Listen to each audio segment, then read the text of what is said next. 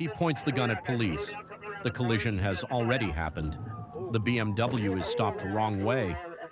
The driver gets out, refuses commands, reaches to his waistband, and the encounter turns into gunfire.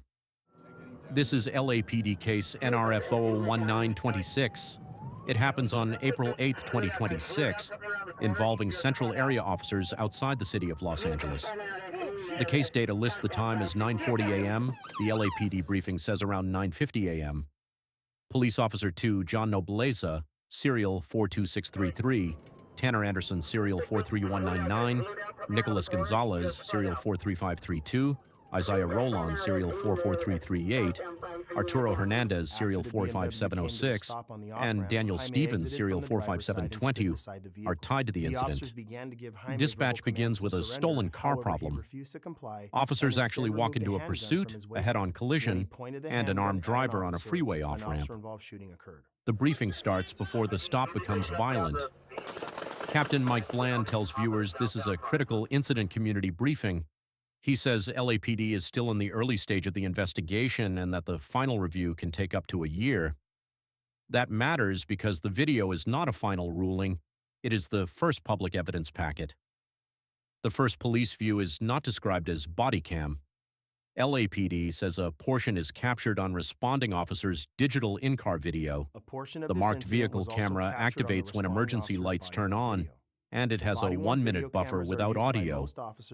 Officers are in the area of 7th Street and Town Avenue when they see a black BMW 430i sedan wanted for grand theft auto. They do not immediately pin it in. They request additional patrol units, an air unit, and a supervisor, then follow it onto the freeway system. Inside the police car, the officers are still working out position and direction. One says, "What do you mean northbound?" Another answers, "I'm going to stop by." They question whether they are on the 5 or the 10. Then the radio transmission goes out. 1E29, we're going to be getting on the 10 freeway eastbound. Stand by for the interchange. The officers keep tracking the BMW. The conversation stays controlled. They talk about waiting for the airship. One officer asks, 1E29, is there an ETA for the airship? The response comes back with an estimated 2 minutes. A moment later, the unit calls out they are getting onto the 60 eastbound. The BMW continues.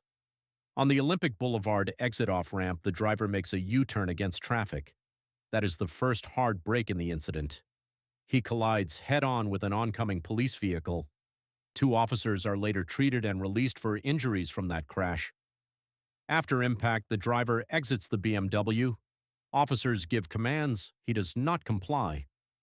LAPD says he removes a semi-automatic handgun from his waistband and points it at an officer. That is the decision point in the briefing.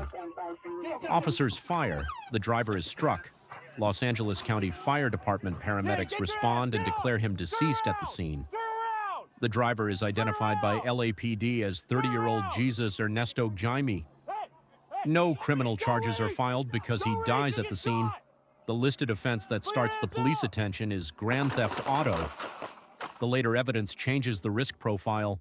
A loaded 9mm Glock handgun with 17 live rounds is recovered from the scene.